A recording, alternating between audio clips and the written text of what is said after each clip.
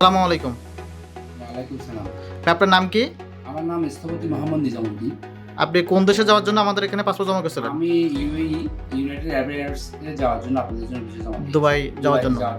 কি ভিসার জন্য মেসেজ আমাদেরকে হাই পাসপোর্ট জমা করেছিলেন? প্রফেশন ভিসা জমা দিয়ে যাওয়ার জন্য আপনাদের আমাদের পাসপোর্ট জমা দিয়েছি।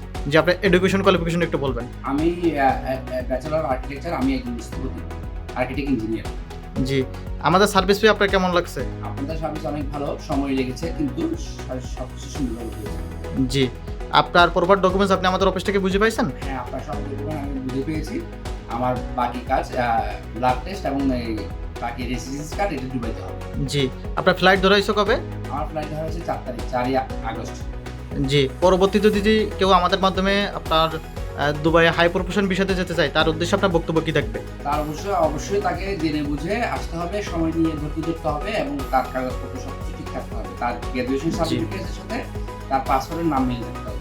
জি, আপনার ডকুমেন্টসগুলো একটু দেখাবেন প্লিজ।